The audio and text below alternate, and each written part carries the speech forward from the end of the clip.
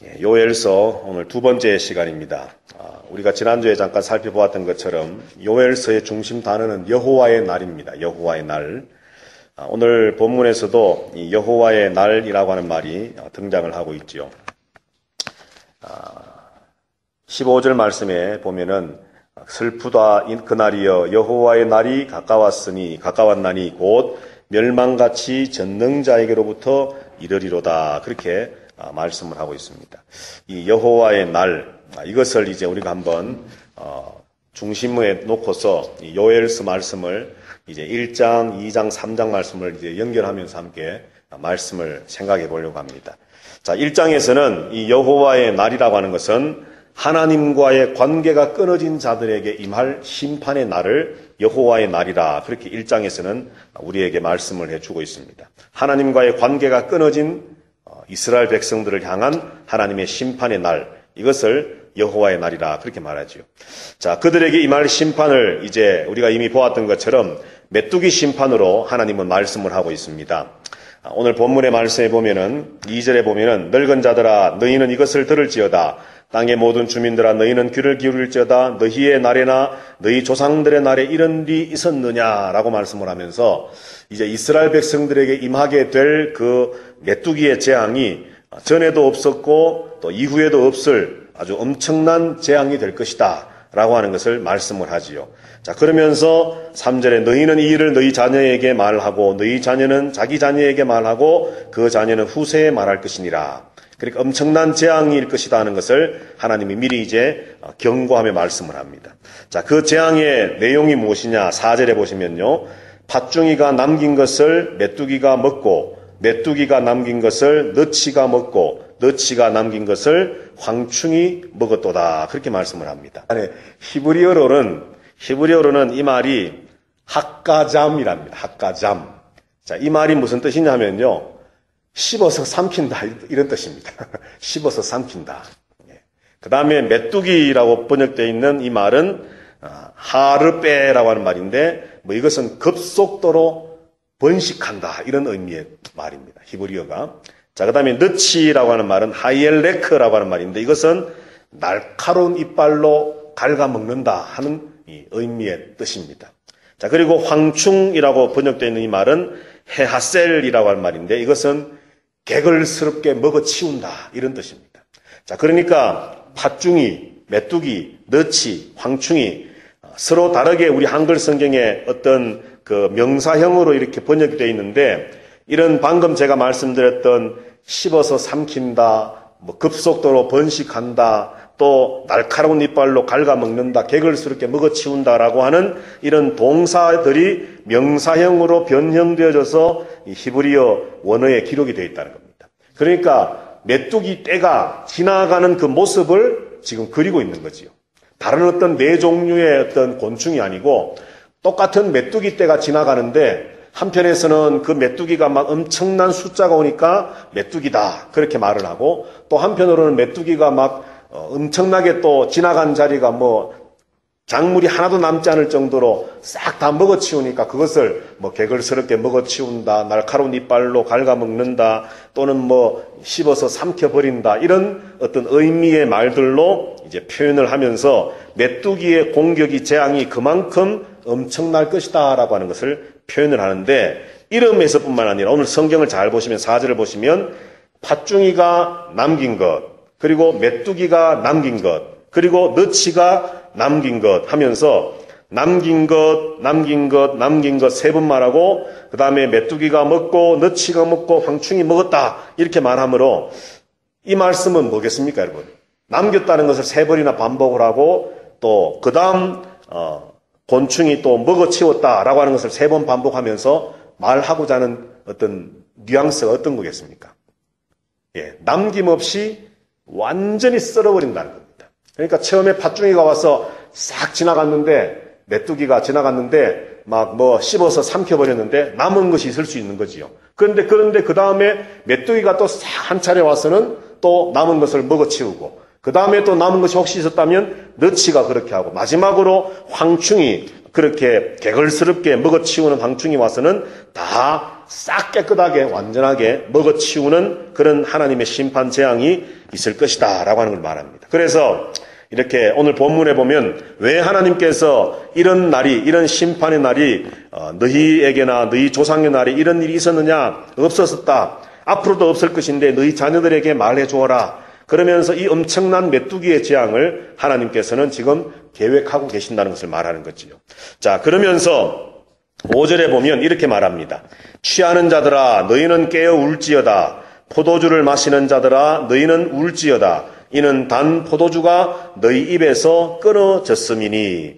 자, 이렇게 이 메뚜기 때가 싹 지나가니까 취하는 자들, 포도주를 마시는 자들에게 늘 이렇게 있어야 할, 공급되어져야 할 포도가 이제는 끊어졌다라고 이야기합니다.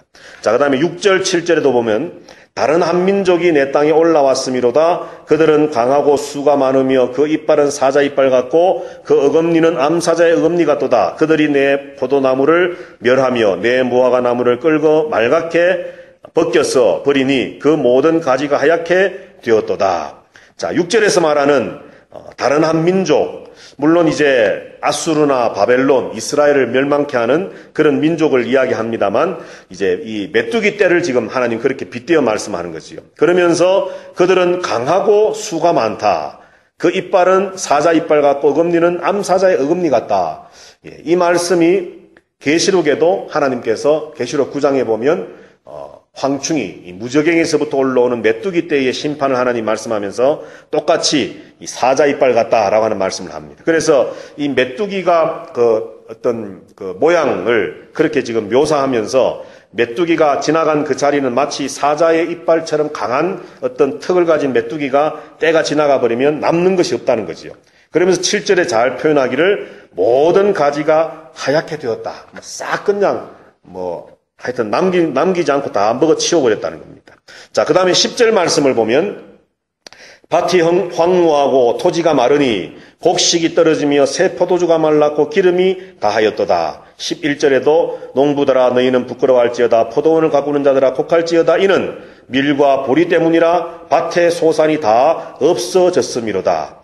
10절에서 말랐고 기름이 다했고 11절에서는 모든 밭의 소산들이 곡식이 하나도 남는 것이 없이 다 없어져 버렸다는 겁니다. 자, 그 다음에 12절에서 또 역시 포도나무가 시들고 무화과나무가 마르고 이렇게 말씀하면서 마지막 12절에 보니까 사람의 즐거움이 말랐다. 그렇게 말씀을 합니다. 그러니까 메뚜기 때가 싹 지나가고 나니까 남는 것이 진짜 없다는 것을 계속해서 지금 강조합니다. 자, 그리고 이 메뚜기 재앙으로만 끝이 나느냐?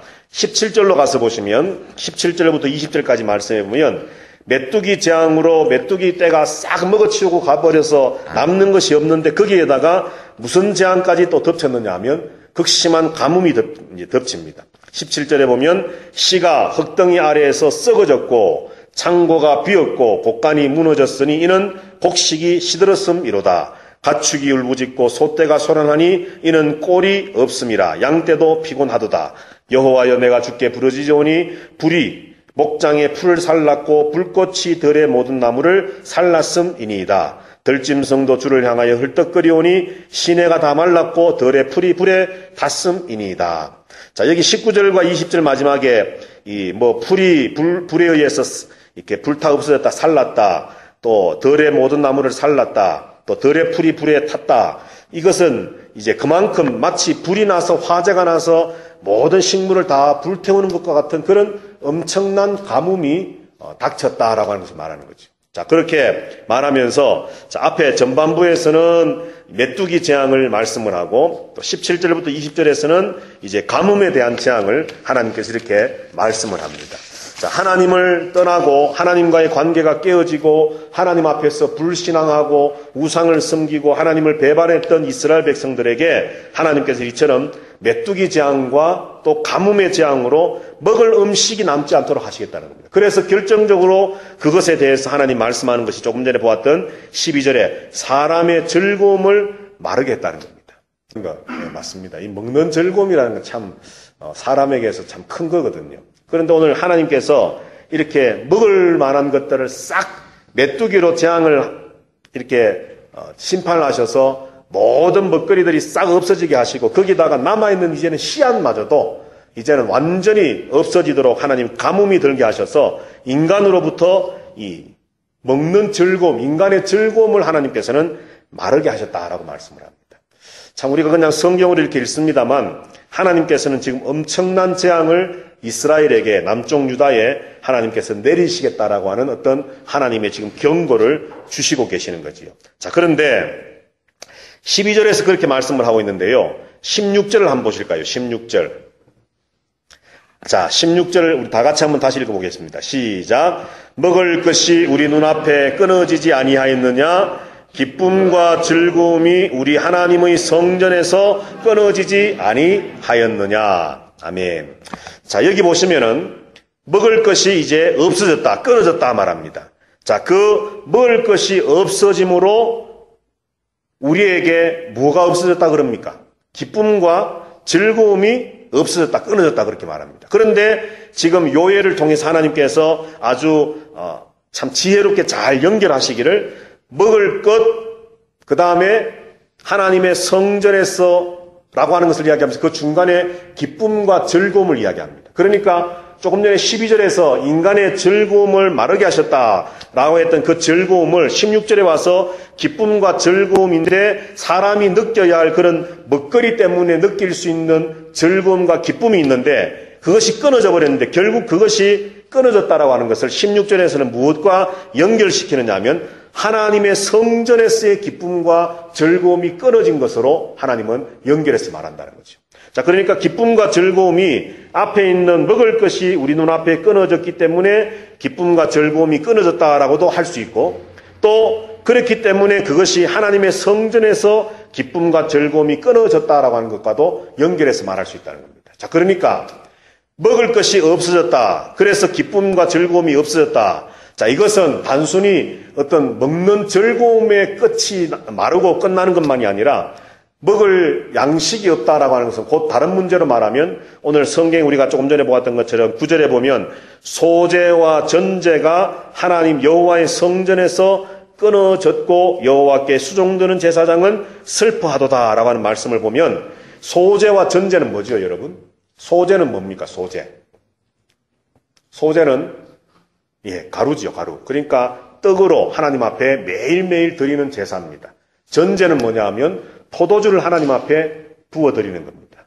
신약 성경에서 바울이 관제와 같이 내가 부음이 될지라도 하는 그것과 같이 포도주를 하나님 앞에 드리는 겁니다. 그러니까 이 두 가지 제사는 어쩌면 가장 기본적인 제사이면서 매일매일 하나님 앞에 드리는 제사입니다. 그런데 인간의 즐거움이 먹는 즐거움이 메뚜기 재앙과 가뭄의 재앙 때문에 없어져 버려서 삶의 어떤 의욕을 잃어버리고 기쁨과 즐거움을 잃어버렸는데 내 입에 들어오는 음식이 없다는 것은 그것은 조금 더 확대해서 보면 하나님께 드릴 제물도 이제는 더 이상 없다는 것을 말합니다.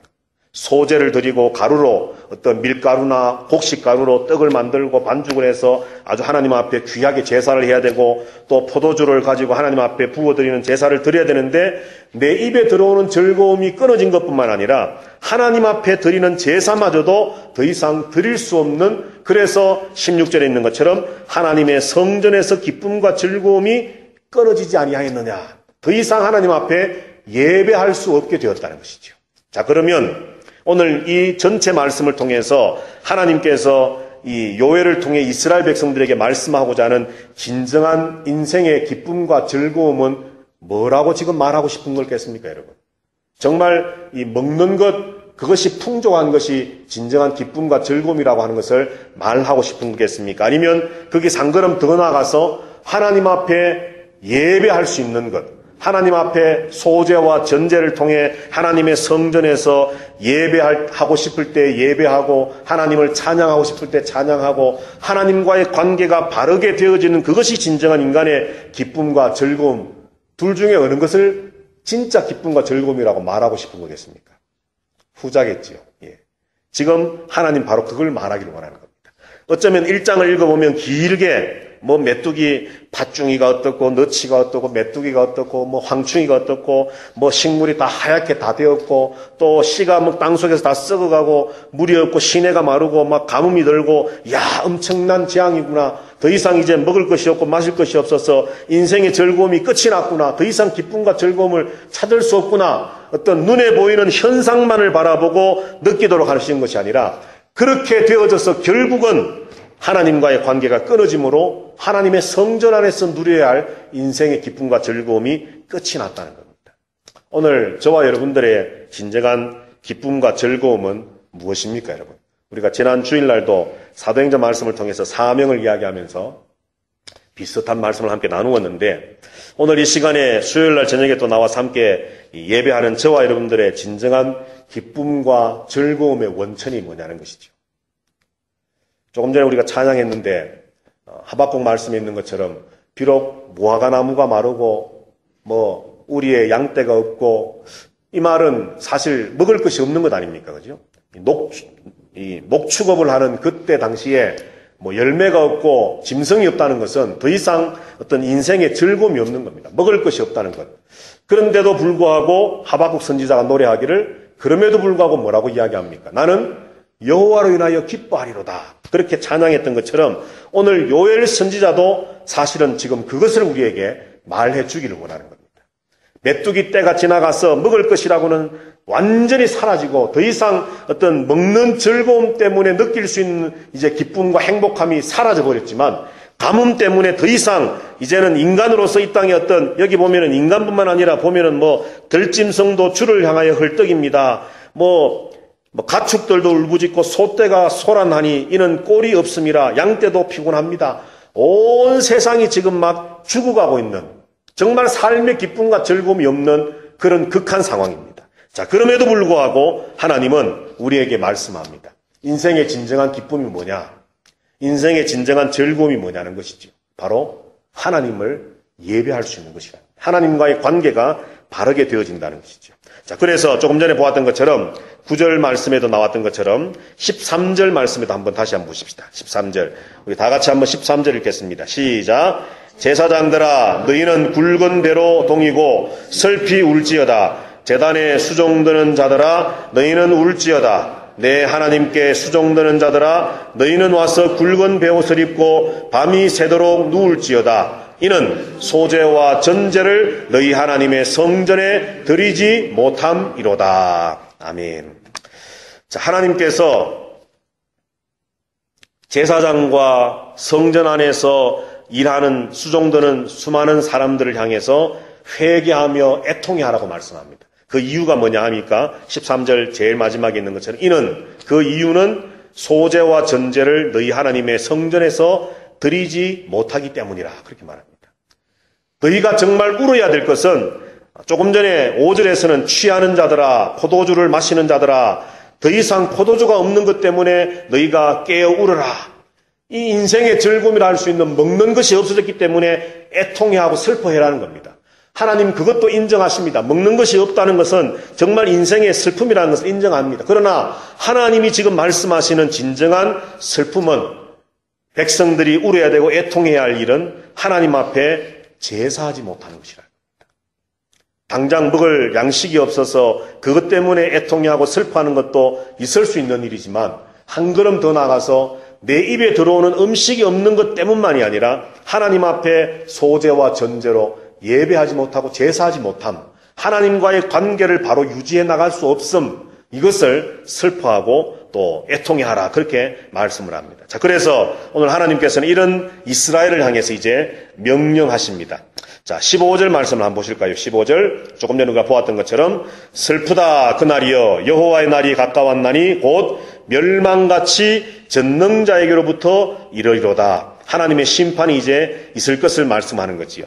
자, 그리고 5절에 조금 전에 보았던 것처럼 울지어다. 취하는 자들아 깨어 울지어다. 포도주를 마시는 자들아 너희는 울지어다. 그렇게 말씀을 하고 8절 말씀에도 너희는 처녀가 어렸을 때에 약혼한 남자로 말미암아 굵은 배로 동이고 애곡함같이 할지어다. 자, 이 말씀이 무슨 말인가 하면 유대인들은 이스라엘 사람 히브리인들은 약혼만 해도 결혼한 것과 같습니다. 우리가 잘 아는 것이 바로 예수님의 육신의 아버지와 어머니인 요셉과 마리아지요. 약혼을 했는데 이 마리아가 임신한 것을 알게 되고 그래서 파혼을 해라. 마치 이 약혼을 한 것은 이미 결혼을 약속한 사이는 이미 결혼한 것과 같다고 생각하는 것이 히브리인들의 풍습인데 여기 보시면 처녀가 어렸을 때 약혼한 남자 이미 이제 부모들 양쪽 집안에서 약혼을 했다는 겁니다. 그런데 그 약혼한 남자가 그만 결혼도 하기 전에 죽어버렸습니다. 그러니까 이 젊은 처녀가 굵은 배를 동이고 상복을 입고 애통해하며 우는 것처럼 남편이 죽어서 애통해하며 우는 것처럼 이스라엘 백성들아 너희가 슬퍼해라 하는 그런 말입니다. 자, 그 다음에 11절 말씀에 보면 농부들아 너희는 부끄러워할지어다 포도원을 가꾸는 자들아 곡할지어다 그렇게 말씀을 하고 또 13절에 아까 우리가 보았던 것처럼 제사장 또 제단에 수종드는 자들 하나님께 수종드는 자들에게 슬피 울지어다 너희는 울지어다 굵은 벼옷을 입고 밤이 새도록 누울지어다 밤새 하나님 앞에 엎드려서 애통해야 하라 그렇게 말씀을 합니다. 자, 그 다음에 14절에서는 한 번 더 이렇게 말씀하지요. 너희는 금식일을 정하고 성회를 소집하여 장로들과 이 땅의 모든 주민들을 너희 하나님 여호와의 성전으로 모으고 여호와께 부르짖을지어다. 그렇게 말씀을 합니다. 자, 여기 계속해서 애통해라, 울어라, 슬퍼해라, 심지어 14절에 와서는 이제는 금식일을 정하고 성회로 소집해서 장로들과 이 땅의 모든 주민, 어떤 특정된 몇 명의 사람들만 아니라 모든 이스라엘 백성들이 하나님 앞에 모여서 성전으로 모여들어서 하나님께 부르짖어 회개하라고 말씀을 합니다. 자, 이 말씀은 뭡니까, 여러분? 지금 가뭄이 들고 예를 들어서 메뚜기 때가 지나가서 먹을 곡식이 없고 이러면 좀 우리가 이성적으로 생각하기에 우리 사람들이 취해야 할 조치가 뭐가 돼야 되겠습니까, 여러분? 요즘으로 친다면. 예를 들어서 내가 농사를 짓는데 메뚜기 떼가 와서는 싹 다 먹어치워서 없어졌다. 또 가뭄이 몇 년이 들어서 씨앗마저도 이제는 없어져서 소망이 없다. 이럴 때 오늘날 우리가 해야 할 일이 뭐가 있겠습니까? 뭘 해야 될까요? 은행 가서 융자를 내든지 다시 농사를 짓기 위해서, 그죠? 아니면은 남들에 가서 좀 빌려온다든지 무언가 지금 먹고 살기 위한, 다시 말해서 없어져 버린 그 양식을 좀 공급받기 위한 뭔가 어떤 행동을 취해야 되지 않겠습니까? 그런데 오늘 1장에서 하나님께서는 그런 엄청난 재앙을 말씀을 하면서 이스라엘 백성들에게 너희가 행동해야 할 일은 이것이다 라고 말씀하는 것이 뭐냐 하면, 우리가 생각하는 것처럼, 일반적으로 생각하는 것처럼 양식이 없어졌으니까 빨리 양식을 우리가 어떤 구해오고 공급받고 하는 그런 일들을 하라, 그런 것이 아니라 하나님 앞에 모여서 눈물로 회개하라는 겁니다. 회개하라. 사실 신앙적으로는 맞는 말인지 모르지만 이성적으로 보면 하나님 지금 당장 먹을 것이 없고 짐승들도 이렇게 괴로워하고 어린 아이들에게 젖을 먹여야 되고 지금 엄청난 이런 어떤 이 재난 앞에서 우리가 무언가 해결책을 찾아야지, 예배당에 모여서 기도하고 회개하고 눈물로 애통해하고 하나님 우리를 살려주십시오, 그렇게 한다고 무슨 쌀이 생깁니까? 예를 들어 밥이 생깁니까? 라고 할 수 있음에도 불구하고 하나님 우리에게 요엘 1장을 통해서 말씀합니다. 슬퍼해라는 겁니다. 너희의 즐거움이 사라진 것을 내가 알지만 포도주를 마시는 자들아, 취한 자들아, 또 여인들아, 농부들아, 제사장들아, 하나님의 성전에 수종드는 자들아, 그리고 이 땅의 모든 주민들아, 하나님의 성전으로 모여라. 금식일을 선포하고 성회에 소집해서 하나님의 성전에서 하나님 앞에 울부짖는 회개 운동을 벌이라는 겁니다. 이 말이 한마디로 하면 뭐겠습니까, 여러분? 바로 하나님과의 깨어진 관계를 회복하라는 겁니다. 근본적인, 다시 말해서 이런 재앙이 오게 된 근본적인 문제를 해결하기 위해서 하나님 앞에 바로 서라는 것이죠. 오늘 우리가 신앙생활 하면서 이 땅을 살아가면서 우리에게도 어쩌면 꼭 똑같은 메뚜기 재앙이나 가뭄은 아니라 할지라도 어떤 고난이 우리에게 있을 수 있습니다. 어려움이 있을 수 있습니다. 그런데 예수를 믿는 성도들이라고 하면서도 사실 하나님을 바라봅니다, 의지합니다 하면서도 어떤 고난과 역경이 우리에게 닥쳐왔을 때에 대부분의 그리스도인이라고 하는 사람들의 그 다음에 어떤 그 반응을 보면 내게 닥쳐진 그 문제를 해결하기 위한 어떤 상황의 변화를 위한 것들만을 우리는 바라보고 생각하고 해결하려고 할 때가 참 많다는 겁니다. 왜 이 일이 생겼는지, 정말 이 어떤 고난과 때로는 이것이 하나님의 어떤 심판임을 우리가 알게 되었다면 왜 이런 하나님의 어떤 주시는 재앙과 심판과 하나님이 허락하시는 이 고난이 왜 나에게, 왜 우리에게 닥쳐졌는가를 생각하고 그 근본적인 문제, 영적인 문제를 해결하려고 사실은 우리가 하나님 앞에 엎드려야 되는데 그렇지 못할 때가 참 많다는 것이죠. 오늘 요엘 1장은 우리에게 이것을 가르치려고 하고 있습니다. 메뚜기의 재앙, 과거에서부터 조상 때부터 앞으로 자녀들이 있을 자녀들에게까지 더 이상의 이런 메뚜기 재앙은 없을 것이다. 엄청난 재앙이다. 그 재앙의 원인이 뭐냐? 바로 하나님과의 관계가 깨어져 버렸기 때문입니다. 그래서 하나님은 다시 말씀합니다. 나와의 관계, 하나님과의 관계가 다시 정상적으로 맺어지기 위해서 너희는 내게로 와서 금식하고 기도하고 애통해하라 말씀합니다. 오늘 이 밤에 나와 있는 저와 여러분들에게도 하나님께서 동일하게 말씀을 합니다. 어쩌면 저와 여러분들에게 하나님은 회개를 요청하고 계실지도 모릅니다. 우리는 그저 겉으로만 어떤 문제와 상황에만 초점을 맞추고 왜 이것이 해결되지 않을까, 왜 이것이 빨리 어떻게 좀 정리되지 않고 좀 잘 이렇게 되지 않을까, 우리가 거기에 신경을 쓰고 있는 동안에 우리는 수많은 것들, 하나님과의 어떤 영적인 것들을 우리는 놓치고 있을 때가 참 많다는 것이죠. 그래서 오늘 이 저녁에 저와 여러분들 하나님과의 관계 앞에서 내가 잘못되어져 있는 모습이 과연 무엇일까? 내가 하나님과의 관계를 바르게 해나가려고 애쓰고 힘쓰기보다는 그것이 아닌 또 다른 것에 정신이 팔려있는 것은 또 무엇일까? 우리가 이 것들을 한번 곰곰이 생각해 보면서 정말 하나님 앞에 바른 관계를 맺어갈 수 있는, 그래서 하나님 앞에서 온전한 믿음의 사람으로 세워져 갈 수 있는 그런 저와 여러분들이 될 수 있게 되기를 주님의 이름으로 축복합니다. 자, 기도하십시오.